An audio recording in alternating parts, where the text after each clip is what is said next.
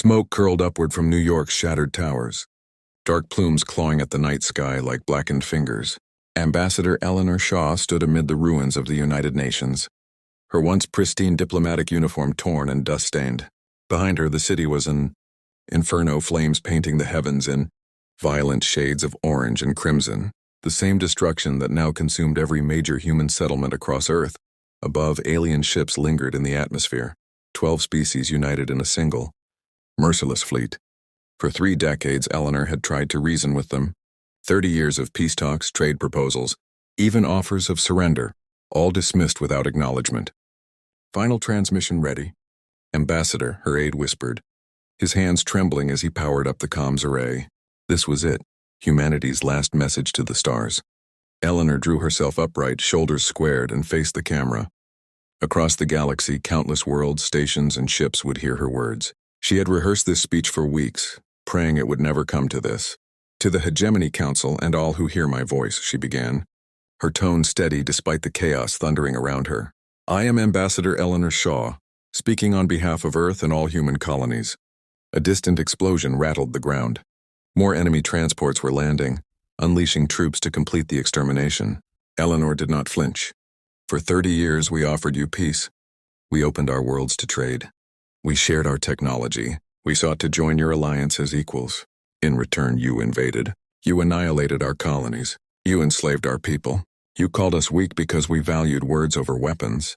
The ground shuddered. The soldiers were drawing near. She could hear their heavy boots echoing in the ruins below.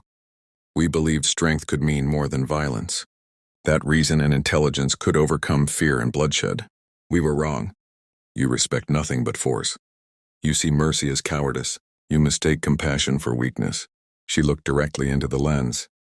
Behind her, evacuation ships were lifting off, tiny sparks against a burning sky, carrying away the last survivors.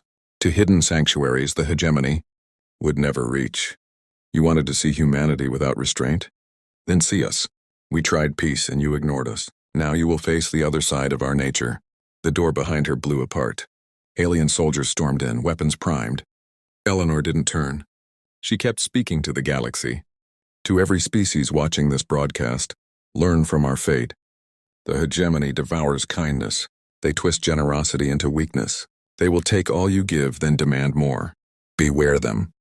The whine of charged weapons filled the chamber. Eleanor had seconds left.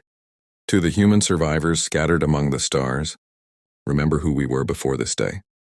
Remember that we chose peace first, and also remember that evil sometimes leaves no choice. Sometimes to fight monsters you must become something they fear. A soldier barked behind her. She felt the heat of his weapon against her back. To the Hegemony Council, you have won this battle. Earth will fall today. Eleanor didn't flinch. But you have made a terrible mistake. You assumed the humans you met were all of us. You were wrong. The diplomats, the farmers, the scientists, the teachers, those were our hopes for a better future. Yet we have always carried another face. A darker side we hid because we wanted to be better than our forebears. Red targeting lasers stitched the walls. Eleanor offered a sad, steady smile to the lens. You're about to meet the humans we tried not to. Be the ones sleeping in the dark places. Between the stars, the ones we prayed we'd never have to call upon. They have been waiting for this day. Waiting for the signal that peace has failed. Waiting for permission to do what they were forged to do. The soldier, switching to broken English, snarled, "Stop talking or we kill you." Eleanor laughed, soft and certain. "You're going to kill me anyway. That's all right. My death will be the signal they're waiting for. When this transmission ends, they will wake. And then," she said, looking into the camera one last time, "you will learn why humanity has survived every war, every cataclysm, every foe we faced." Somewhere out there, her brother Marcus would be listening. Admiral Thorne, General Hayes, men and women in their ships, in cryo-bunks and bunkers, had been waiting decades for this trigger. We offered you everything that made us human: creativity, compassion, the will to build rather than destroy. You threw it away. You chose enmity. Now you will meet the worst parts of our nature, the parts honed by millions of years of survival and war, the parts we tried to bury. The hum of energy weapons grew louder. Eleanor closed her eyes. We tried peace. Now you will have war. Real war, human war, and we are very, very good at it. Blasts tore through the room. The transmission cut to static. Ambassador Eleanor Shaw, humanity's finest diplomat, died as she had lived, refusing to surrender hope. But her death was not the end. It was the spark. Across the galaxy, hidden ships picked up the signal. Secret bases that had been built over centuries came to life. Cold sleep chambers opened. Military commanders who had been waiting for decades stirred. Systems automated and weapons waking, ready to answer the call. Systems came alive across hidden bunkers and silent armadas. The hegemony celebrated as Earth burned. Convinced they had wiped out the human threat for good, they were wrong. The humans they had seen, the school teachers, doctors, engineers, the ones who chose books over bullets and creation over conquest, were gone. Their cities and dreams turned to ash. But a different breed of human was waking. These were not civilians. They had been forged for war from childhood, scholars of death where others studied art, soldiers trained in shadowed facilities for reasons the galaxy would soon understand. Admiral Thorne opened her eyes in a cryo chamber aboard a drifting battleship. Around her, 50 sister ships powered their weapons. They had waited 2 decades for this signal. On the moon base that officially didn't exist, General Hayes brought his command center online. His troops had spent 30 years learning everything about the hegemony, their strengths, their fears, the precise ways to destroy them. And far out in the deep, Marcus Shaw, Ambassador Shaw's brother, long believed dead, stood on the bridge of a Leviathan-class ship capable of shattering whole star systems. He watched his sister's final broadcast, then smiled. "Signal all Ghost Fleet units," he ordered. "Phase 1 complete. Begin Phase 2. Show them what humanity looks like when it stops pretending to be civilized." The hegemony had wanted monsters. They were about to get their wish. 6 months after Earth's fall, the hegemony lauded what they called the greatest victory in galactic history. Human colonies were silent ruins. Derelict ships floated as worthless hulks, and the homeworld had become a dead rock circling a yellow star. Commander Vex of the Cathar warrior caste stood on his battleship's bridge, watching his crew divide spoils among the 12 hegemony species, fertile worlds, rich mines, strategic strongholds. The humans made it easy, he told his officers. They were weak, talkative, and useless in battle. They deserved to die. His comm officer looked up. "Sir, we're receiving a distress call from Kepler Station. Unknown ships are attacking." Vex laughed. "Probably pirates trying to loot human tech. Send a patrol." 3 hours later, the patrol vanished. No wreckage, no escape pods, no distress. They had simply ceased to exist. "Send a full battle group," Vex ordered, the mirth gone from his voice. The search party found Kepler Station. The station stood intact but empty. Every hegemony scientist and soldier aboard lay dead. The attackers had been surgical, precise and efficient. No gratuitous damage, no chaos, just the work of professionals. The strangest detail was the ship still docked at the bay. Its silhouette echoed human design, but nothing the hegemony had catalogued. Matte black hulls, no diplomatic sigils, no civilian registry, predator-built weapons masquerading as ships. Admiral Thorne moved through Kepler Station's corridors, her boots clanging on metal.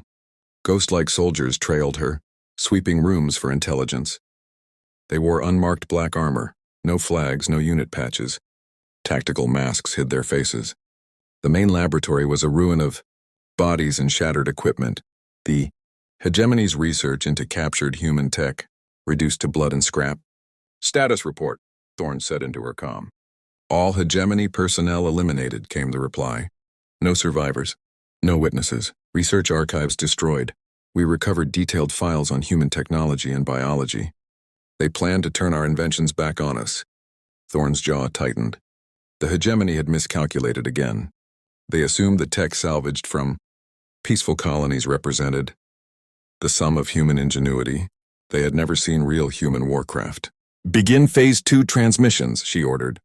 Across hegemony space, the same feed blinked onto every screen. The transmission showed Thorne standing in Kepler's command center. Behind her, hegemony bodies lay in neat piles. "To the Hegemony Council," Thorne said, her voice cool and plain, the tone of a teacher delivering a lesson. "I am Admiral Sarah Thorne. Of the human ghost fleet, you murdered our diplomats. Now you will answer to our soldiers." She nodded at the corpses behind her. "You studied the technology stolen from our peaceful worlds, and convinced yourselves you understood us. You were wrong. The people you killed were farmers, scientists, teachers. We are something else. She tapped a datapad and read aloud. Kepler station personnel, 437 hegemony citizens. Military value minimal, scientific value negligible. Threat to human survivors eliminated. Time required for operation 6 hours. Human casualties 0. Thorne fixed the camera with a steady stare. You wanted to see what humans are like. Consider this your first lesson. She let the words land. We are not the ones you fought before. We do not seek parley or surrender. We will not negotiate. We will not warn you before we strike. We will show no mercy to prisoners. Thorne let the datapad fall and stepped forward until she filled the frame. You made us this way, she said, voice hard. For 30 years, our diplomats begged you to stop killing our people. You laughed. You called us weak because we chose words over weapons. You taught us that mercy is weakness. Her smile held no warmth. Lesson learned. From this point on, every interaction between humans and the hegemony will be a military action. No warnings, no quarter, no burials. She leaned even closer, the camera catching the iron in her face. Phase 1 was reconnaissance, to see how you fight when you think you're safe. Phase 2 begins now. We will show you how humans fight when we stop pretending to be civilized. When the feed ended, silence spread through enemy command centers like a cold. This was not the species the hegemony had slaughtered 6 months earlier. These new humans moved with the efficiency of professional killers and spoke with the clarity of machines built for war. On his battleship bridge, Commander Vex stared at the empty screen. Send a message to High Command, he ordered. The humans are not extinct. Something survived. Something worse. But the reports were already coming in. Human vessels appearing across hegemony space, striking with surgical accuracy. Military bases, research outposts, supply depots, gamma rays. The pattern was the same. Fast, efficient, lethal. They rarely seized ground. They annihilated a target completely, then vanished before reinforcements arrived, as if they knew exactly where enemy forces would be and when help would come. In his hidden lunar command, General Hayes watched the campaign unfold. The moon had been declared destroyed along with Earth, but his base lay deep underground, alive and mapping every hegemony installation for decades. His teams had studied patrol routes, exploited predictable schedules, logged weaknesses for 30 years. First wave results came the report. 47 targets eliminated across 12 systems. Enemy response times matched predictions. Human casualties 0. Hayes allowed himself a grim nod. The hegemony had been predictable. They fought the way they always had, trusted the same patterns and repeated the same mistakes. Begin second wave operations, he ordered. Hit their supply lines. Let them know we have watched everything they do. The hegemony was about to learn that the peaceful humans they destroyed had been a shield, holding back something far worse. Now that shield was gone, and what remained were warriors who had waited in the dark for this exact moment. The peaceful humans had been a shield, holding back the darker facets of their nature. That shield was gone. Admiral Thorne returned to her flagship and stared out into the scatter of stars. Somewhere beyond the light, Marcus Shaw was putting the final pieces into place, the phase meant to teach the hegemony the true meaning of total war. Humanity had pursued peace for 30 years. Now they would try the other thing they had long practiced, the thing they had been fighting not to become real war. And in truth, humans had been preparing for conflict for as long as life had forced them to survive. The scale of that preparation unfolded like a nightmare taking shape. Across the galaxy, hidden installations awoke. Weapons that had slept in the black between stars rumbled to life. Soldiers who had lain in cold storage for half a century opened their eyes.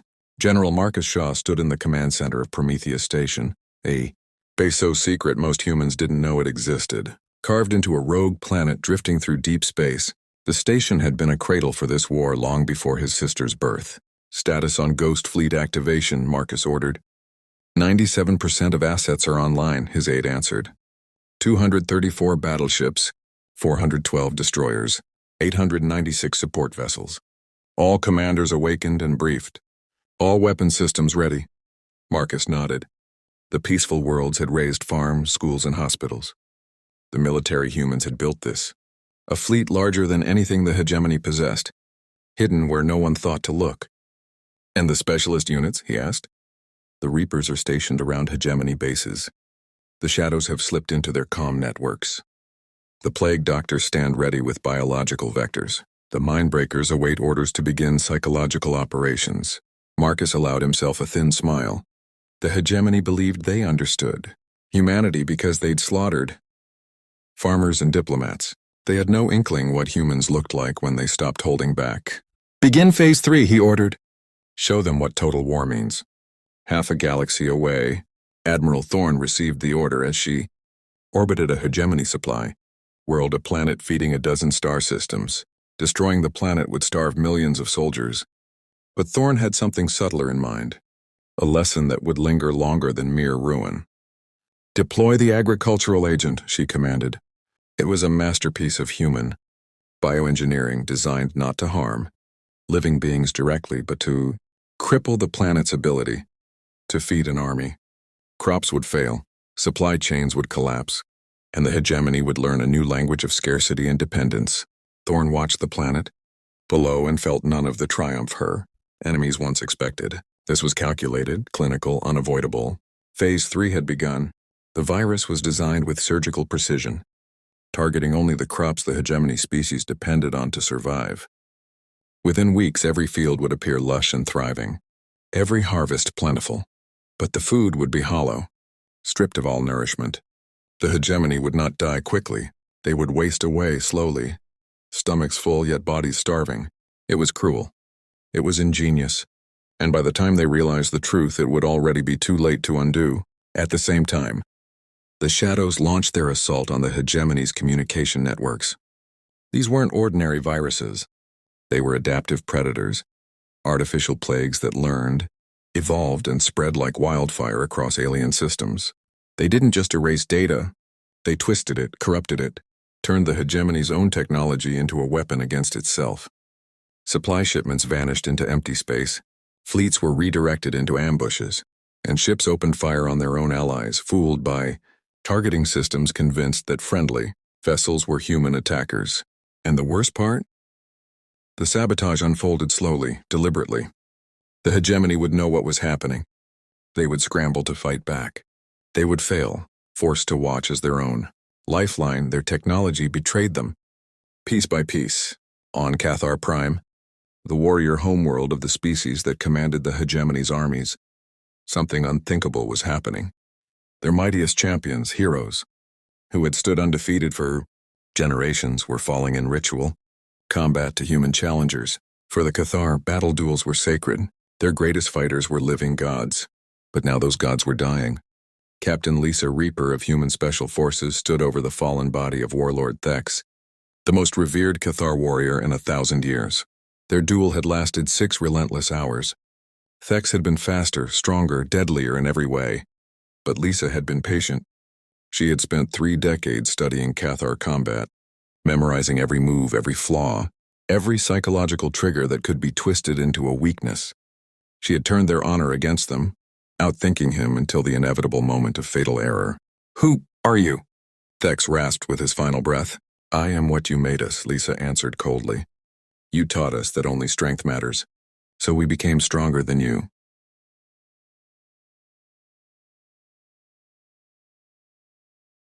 The Cathar gathered around the arena were stunned. Their living legend, slain not by another towering warrior, but by a small human woman who fought like she was born for war. It was impossible. It was terrifying. And it planted seeds of doubt in the very heart of their warrior culture. And Cathar Prime was not alone. Across hegemony space, human strikes were tailored to exploit each species' most intimate weaknesses. The aquatic Mirthani found their oceans poisoned with compounds harmless to others, but deadly to their gills. They could still breathe air. But the seas of their homeworlds, the cradle of their civilization, were becoming liquid prisons. The hive-minded Zepyrians faced something worse. Electromagnetic weapons that severed their psychic links. Cut off from their collective mind, isolated individuals spiraled into madness within days. The plant-like Verdani watched in horror as their sacred forests burned, consumed by fires engineered to target only their species of tree, leaving all else untouched. Humanity had stopped holding back, and the galaxy was starting to see what that truly meant. The fires consumed the Verdani cities while surrounding flora remained untouched, their living wood architecture collapsing to ash beneath human flames. Every strike was surgically designed to inflict psychological ruin. The humans weren't merely winning battles. They were unraveling the hegemony's will to resist. Admiral Thorne watched the incoming reports from her flagship's bridge, satisfaction tempered with grim resolve. Phase 3 was outperforming forecasts. The hegemony wasn't merely losing ground, its systems, cultures, and command structures were beginning to fracture. "Ma'am," her communications officer announced, "we're receiving surrender petitions from 17 hegemony worlds. They want terms." Thorne's laugh was cold. "Tell them we do not negotiate with species that refused negotiation for 30 years. That offer expired long ago. This was total war as humans defined it, not just the annihilation of armies, but the eradication of the enemy's capacity to plan, to hope, to endure, to make continued resistance feel more terrible than surrender." But the most dreadful revelation had yet to arrive. Up to now, the campaign had been executed by professional military units, surgical, efficient, clinical. The hegemony was not prepared for what came next. Far in the black between stars, Marcus Shaw readied humanity's final instrument. Not a bomb, not a ship, not even a pathogen. He prepared to unleash the rawest, oldest engine of survival that had kept humans alive through millennia of extinction and catastrophe. The part of humanity that had no limits when protecting its own, the part without mercy when provoked. Marcus opened a secure channel to every human vessel in the galaxy. "All units, prepare for Phase 4. It's time to show them what we truly are when someone kills our children." The hegemony had demanded monsters. They had called humans weak and civilized. They had forced humanity into a different shape. Now they would confront the very thing they had forged, and bitterly wish they had accepted the peace offered 30 years earlier. Phase 4 began with an eerie silence. For 3 days, human strikes halted. No vessels appeared on hegemony sensors. No sabotage crawled through their networks. No engineered blights poisoned their supplies. The quiet was deliberate, a gathering storm felt but unseen, and more terrifying precisely because it offered no warning. For 3 days, the galaxy waited in silence. On the hegemony's capital world, Supreme Commander Z stood in the Council war room, staring at empty tactical displays. No human fleets appeared. No new attacks were reported. The screen showed only silence, and silence was worse than war. His advisors murmured nervously, searching for meaning. "Perhaps they are in retreat," suggested General Vor of the Cathar. "Our losses, while severe, remain acceptable. Their terror campaign cannot continue forever." "No," Z replied, his 4 eyes fixed on the blank holomap. His voice was steady, but cold dread rippled beneath it. "This is not retreat. This is preparation. They're building towards something final." He was right. Across the galaxy, human fleets were already shifting into position. The surgical raids and psychological warfare had been only preludes. What came next was not intimidation or coercion. It was extinction. Admiral Thorne's fleet drifted in silent formation near the Mirthani home system, its world shimmering blue and green in the void. For weeks her ships had waited here, cloaked in the dark. Now at last, the final orders had arrived.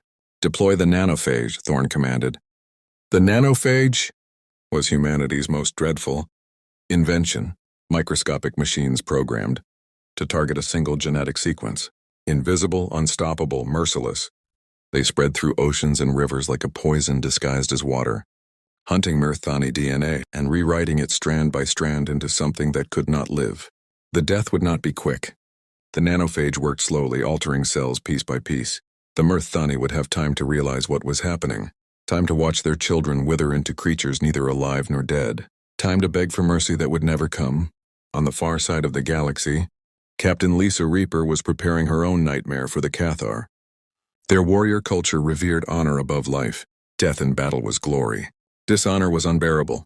So Reaper would give them something worse than death.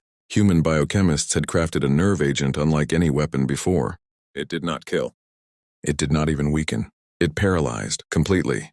Every Cathar it touched would remain fully conscious, trapped within an unresponsive body, aware of everything yet unable to move, to speak or to fight. For a species whose very identity was combat, this was annihilation of the soul. "Begin atmospheric seeding of Cathar Prime," Reaper ordered. Invisible clouds spread from orbit, seeping into the planet's air. Within hours, millions of Cathar would be frozen in their own flesh, condemned to exist as prisoners of their unmoving bodies. Meanwhile, the Verdani faced an agony no flame could match. Human bioengineers had cultivated a fungal parasite that infiltrated their plant-like physiology, devouring them from the inside. It spread through their vast root networks, linking every Verdani into a lattice of shared torment. They would not only feel themselves dying, they would feel each other dying, a web of collective suffering that no mind could endure. But perhaps the most merciless fate was reserved for the Zepyrians. The hive-minded species had always relied on their psychic network for stability, for sanity. Without the constant hum of shared thought, individual Zepyrians unraveled within days, their minds collapsing into madness. The humans had built weapons to sever that bond.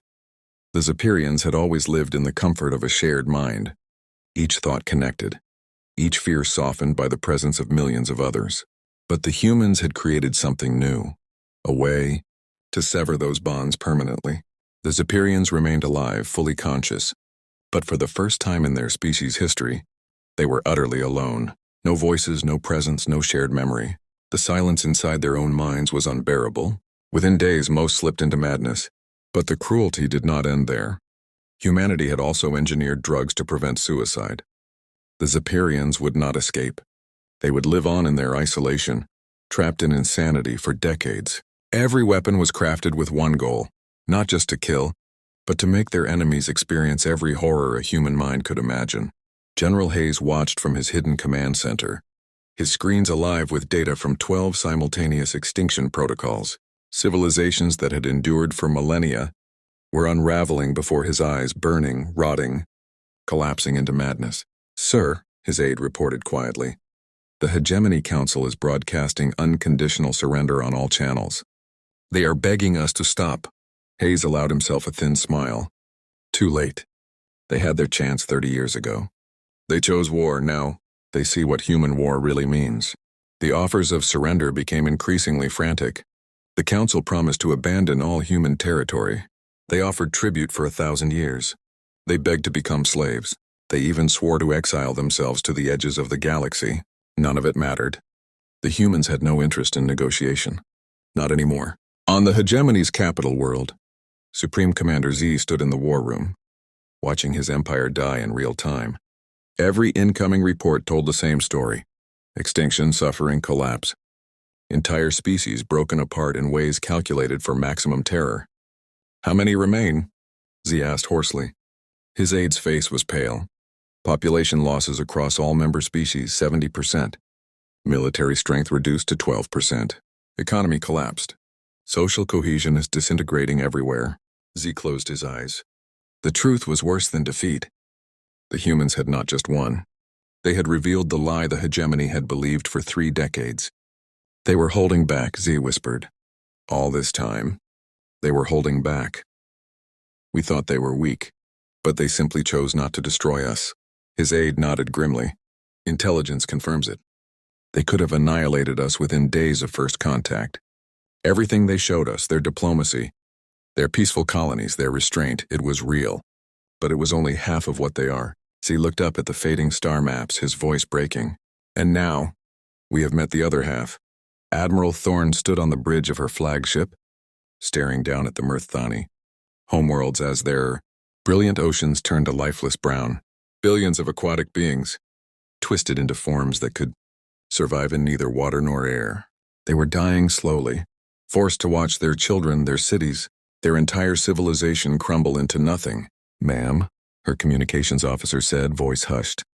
"We're receiving a transmission from Fleet Command. General Shaw requests to speak with you." Thorne activated the screen. Marcus Shaw appeared, his face carved into stone, his eyes empty of all warmth. "Phase 4 is complete," he said. "Begin Phase 5, no witnesses, no survivors, no chance for recovery. Make sure no species in this galaxy ever forgets what happens when they mistake humanity for weakness." Thorne gave a single nod. She knew what Phase 5 meant, the end. Not just killing populations, but burning their worlds to ash, sterilizing entire systems until nothing could grow again. True extinction. "Understood, General." How long do we have? She asked. As long as we want, Marcus replied coldly. Let them see us coming. Let them run.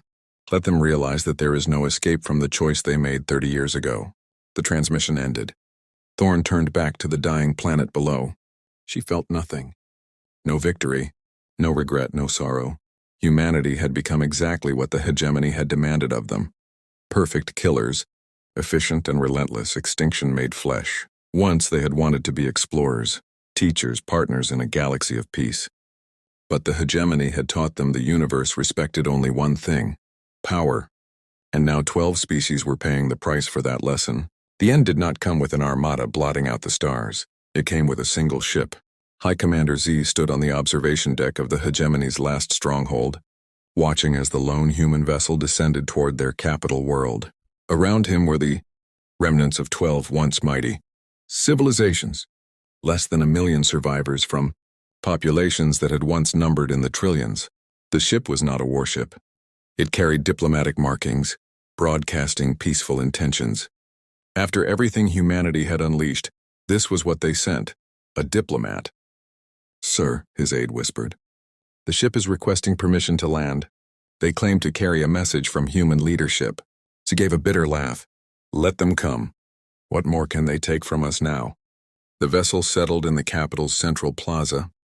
Its doors hissed open, and a figure emerged, a figure that froze Z's blood in his veins. It was Ambassador Eleanor Shaw, the woman they had executed months ago. The woman whose death had begun this war. The figure who stepped from the human vessel was the diplomat whose execution had sparked the war. But she was no longer the same. Her face bore scars, her presence carried weight. In her eyes lay a depth of pain that hadn't been there before. Ambassador Shaw walked through the silent streets of the capital, her footsteps echoing off abandoned buildings. The few surviving hegemony citizens who caught sight of her fled in terror. They knew what her kind had become. They knew she represented something far more terrible than any weapon. She entered the shattered government complex and pushed open the doors to the council chamber. Inside, the last 12 representatives of the hegemony sat around a long table. They looked like hollow shells of what they once were, broken, defeated, crushed by months of systematic extermination. High Commander Z, Shaw said as she took a seat. You look surprised to see me. Z's lips trembled. You died, we saw it. Your execution was broadcast across the galaxy. Shaw gave a faint, sorrowful smile. I barely survived. I've spent the last 6 months wondering what's left of your empire, watching what my people have become, watching what you forced us to become. She placed a data pad on the table. Numbers filled the screen. Her voice was steady, merciless. Final casualty reports. Mirth-Thani, 11.7 billion dead. Cathar, 8.9 billion. Superians, 7.2 billion. And so on for all 12 of your species. The total, 94.6 billion lives extinguished. The council flinched as if struck. They had known the slaughter was immense, but seeing it laid out in cold, precise figures shattered what remained of their spirits. Why? Asked Counselor Mir, one of the last surviving Mirth-Thani. His voice was barely more than a whisper. Why come here to tell us this? Why not just finish it? Shaw leaned forward. Her words were a blade. Because I want you to understand. This war didn't have to end this way. Every single one of those deaths could have been prevented. All you had to do was accept peace when we offered it. She activated the holo display. A timeline unfolded in light above the table. 30 years ago, our first peace treaty. You rejected it. 28 years ago, trade agreements. You destroyed our merchant ships. 25 years ago, joint colonies. You enslaved our settlers. The display scrolled on, filled with records of dozens of peace offers, all ignored. Hundreds of negotiations, all rejected. Thousands of human lives lost to arrogance and cruelty. We tried everything, Shaw said. Her voice trembled not with weakness but with fury. We offered you our knowledge, our friendship, our loyalty. We begged you to stop. We surrendered unconditionally 3 times, and you laughed at us. You called us weak. You said we deserved to die because we would not fight back. Shaw rose from her chair and walked to the wide, shattered window. Beyond it lay the capital, silent and dead. So, she whispered, staring at the ruins, we stopped trying to be what you would not allow us to be. We became what you demanded, and now you see the result. Z's voice cracked with desperation. But you've already won. You've destroyed us. It's over. What more could you possibly want? Shaw turned back to the council, her voice calm. I want you to make a choice. The very choice you refused to give us. She set a small device on the table. It looked like an ordinary communicator, but the council understood its true purpose, absolute finality. This device will broadcast a command to every ship in the human fleet, Shaw explained. I can send one of two signals. One signal orders our forces to stand down. The war ends. Your surviving populations will be permitted to live under human supervision. You will never threaten another species again, but you will survive. And the other? Z asked, though his face already betrayed the answer. Total extinction, Shaw said. Every world your species has ever inhabited will be sterilized. Stations, ships, settlements erased. Your languages, your cultures, your histories reduced to footnotes in human archives. Her hand rested on the device. 30 years ago, we offered you the same choice, peace or war, coexistence or destruction. You chose war. Now I'm offering you one last chance to choose differently.